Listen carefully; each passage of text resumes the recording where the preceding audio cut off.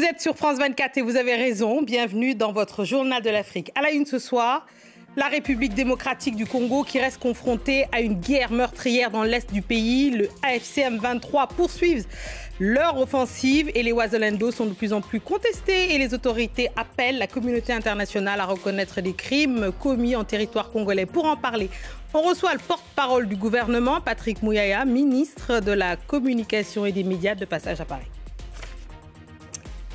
Et notre invité culture de ce vendredi est une voix singulière et essentielle de la littérature contemporaine. Marc-Alexandre Oyobambe, dit Capitaine Alexandre, est un poète, romancier, slameur franco-camerounais qui publie Carnet de vertige dans la prestigieuse collection Point Poésie, dirigée par Alain Mabankou. Une anthologie de 20 ans d'écriture fulgurante où se croisent cris, chants, mémoire et résistance, dignité et fraternité. On ouvre ce journal avec un invité dont on dit qu'il a l'oreille et la confiance du président Tshisekedi, porte-parole du gouvernement congolais, ministre de la Communication et des Médias. En janvier dernier, il affirmait que la guerre dans l'est du pays serait gagnée. 9 mois plus tard, les combats se poursuivent, les tensions persistent autour, notamment des Wazalendo. Les négociations de paix piétinent et la question de la reconnaissance des génocides au Congo s'invite sur la scène internationale. Patrick Mouyaya, bonsoir et bienvenue dans le JTA de France 24. Bonsoir, madame. En janvier dernier, donc je le disais, vous aviez déclaré que la guerre, vous alliez la gagner, cette guerre. 9 mois après, où en est le gouvernement congolais dans sa stratégie militaire, notamment dans l'Est?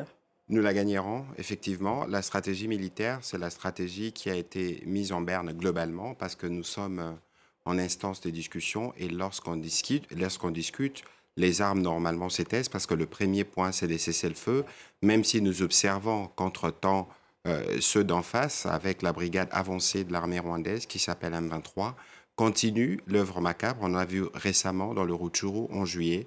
Vous avez sûrement lu les rapports du Bureau conjoint des droits de l'homme ou encore de Human Rights Watch qui a été encore plus documenté sur les ciblages ethniques de Hutus. 140 ont été tués dans des conditions effroyables.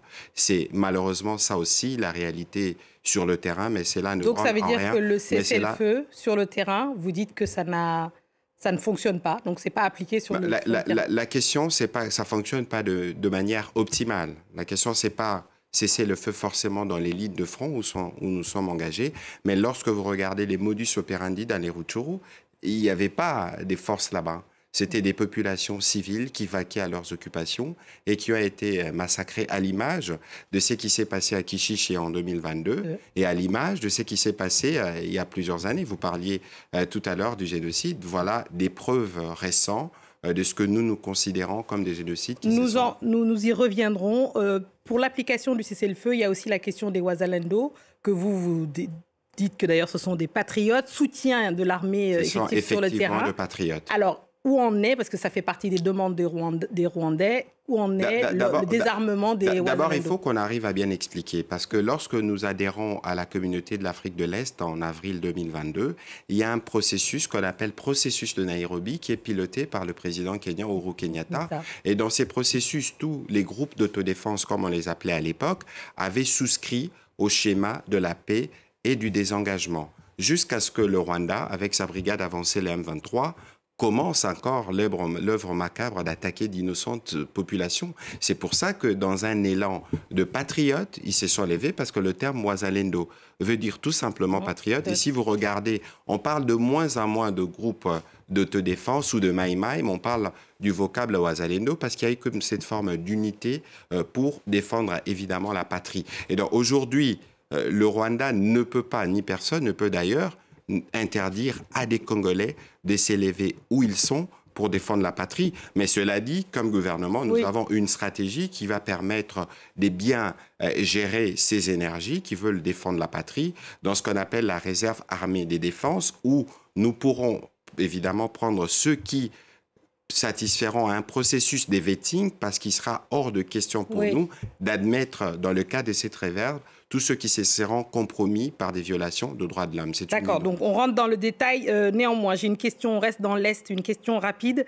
Il y a une forte délégation de ministres qui sont allés à Uvira, justement, calmer cette tension des Wazalendo, qui sont contre la nomination du général Gazita. Est-ce qu'il faut lâcher le général Messla. Non, mais la question, ce qu'il faut savoir, c'est que nous sommes dans un contexte de crise où il y a beaucoup de tensions et où il y a toujours une instrumentalisation. Vous savez qu'aujourd'hui, les Rwandais stigmatisent nos Banyamulenge parce que cette guerre où on massacre d'autres communautés, pour le Rwanda et sa brigade avancée, c'est protéger une communauté. Il y a forcément une forme de tension qui est perçue par d'autres communautés. Nous avons toujours vécu en paix. Comment le président d'un pays voisin peut commencer à tuer d'autres pour vous protéger? Et donc, c'est dans cet environnement que les choses évoluent. Mais nous, comme gouvernement, et les présidents de la République l'ont dit et redit plusieurs fois, et moi-même, comme porte-parole du gouvernement, nous organisons, y compris de campagnes de prise de parole régulière, pour prêcher cette unité dans notre diversité. Mais et donc, la délégation gouvernementale est arrivée sur place, y compris pour calmer les tensions, parce que nous ne devons pas fragiliser notre unité. Évidemment, il y a des mesures qui pourront être prises dans l'ordre. Est-ce que ça veut dire, répondez-moi Patrick Muyaya là-dessus, est-ce que le gouvernement congolais maintient son soutien au général Gassita? C'est ça que je veux savoir. La question ne se résumerait pas au maintien. Parce que si le général a été désigné, c'est parce qu'il a des compétences. Mais lorsqu'il y a des tensions qui se soulèvent au niveau de la population, comme gouvernement, évidemment, nous devons tenir compte de cette atmosphère. C'est pourquoi la mission gouvernementale se trouve sur place et qui va y passer 2 jours. Et ceci va nous permettre de mettre un terme un peu à toute la grosse machine de propagande rwandaise portée par des officiels, parce qu'il faut à tout prix créer une forme de discours de haine contre les Banyamulenge en République démocratique du Congo. Changeons de sujet. D'accord, on ne saura pas pour Gassita.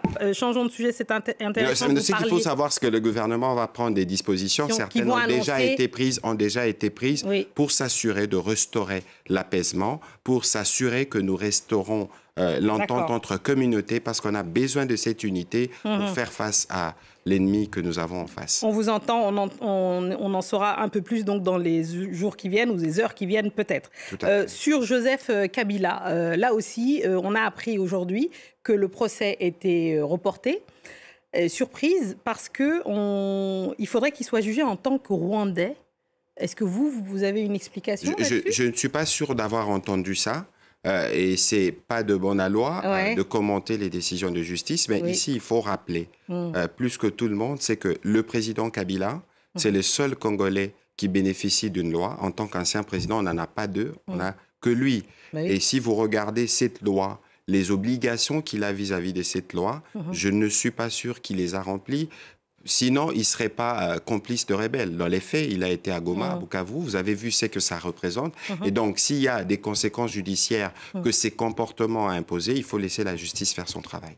Et Félix Tshisekedi, le président actuel, donc, a demandé la reconnaissance internationale des génocides commis en RDC. En quelques mots, pour nous expliquer ce que ça veut dire? Mais c'est évident que depuis 30 ans, et toute la communauté internationale est au courant, parce qu'avant d'arriver au génocide, on passe d'abord par des massacres et des violations massives de droits de l'homme. Nous, en tant que gouvernement, nous avons commencé un processus en interne, d'abord pour assurer la réparation de nos victimes. C'est pourquoi on a créé le Fonds national de réparation, FONAREF, et qui est financé par la redevance minière, parce que nos compatriotes sont tués pour les mines, on veut utiliser les mines pour réparer. Mais bien au-delà de ce travail que nous faisons, il y a un travail de justice, il y a un travail de reconnaissance internationale. Nous l'avons fait en interne et nous avons entamé une campagne à l'international. On a commencé par Genève en marge de la 60e Assemblée générale pour être sûr que le monde sache qu'il y a eu génocide au Congo. Parce que mais génocide perpétré par qui? Mais écoutez, je vous donne un exemple. L'exemple est récent. Human Rights Watch, pour ne pas parler des sources congolaises, a parlé des 140 Hutus massacrés. Si on doit repartir sur 2022, les mêmes organisations, les Nations Unies, ont été témoins qui chichaient les modus operandi. On sait que c'est des troupes rwandaises avec la brigade avancée du M23 parce que c'est des territoires qui sont sous leur contrôle. Il est évident que pour nous, la question n'est pas simplement une question de reconnaissance, c'est une question des mémoires et c'est une question de plus jamais ça, parce qu'il y a eu trop d'horreur dans cette région du monde. On vous entend. Merci beaucoup, Patrick Muyaya, d'être venu. Je rappelle que vous êtes porte-parole du gouvernement congolais, ministre des médias et de la communication. Merci beaucoup d'être venu sur le plateau de France 24. C'est moi qui vous remercie. Merci beaucoup. On passe au reste de l'actualité africaine en bref et en images. Au Kenya, 3e report du procès des 70 jeunes accusés de terrorisme après les manifestations antigouvernementales de juin et de juillet. Les procureur affirmant avoir besoin de plus de temps pour enquêter. Les avocats de la défense dénoncent une stratégie destinée à faire durer la détention sans preuve tangible. Le procès est désormais fixé au 2 octobre. En Afrique du Sud, l'enquête sur la mort de Steve Biko est rouverte. 48 ans après, le militant anti-apartheid, fondateur du mouvement de la conscience noire, avait été torturé à mort par la police en 1977. À l'époque, aucune poursuite n'avait été engagée malgré le refus d'amnistie de ses bourreaux devant la commission Vérité et Réconciliation. La famille n'a cessé de réclamer justice. Sous l'impulsion du président Cyril Ramaphosa, plusieurs dossiers emblématiques de crimes de l'apartheid sont désormais réexaminés. Et au Malawi, la présidentielle de mardi prochain s'annonce comme un duel serré entre le chef de l'État sortant, Lazarus Chakwera, et son prédécesseur, Peter Mutharika. Un scrutin marqué par le désenchantement des électeurs, lassés d'une crise économique profonde, avec 30% d'inflation, des pénuries de carburant et de scandales de corruption. 17 candidats sont en lice. L'économie reste un enjeu crucial de ce vote.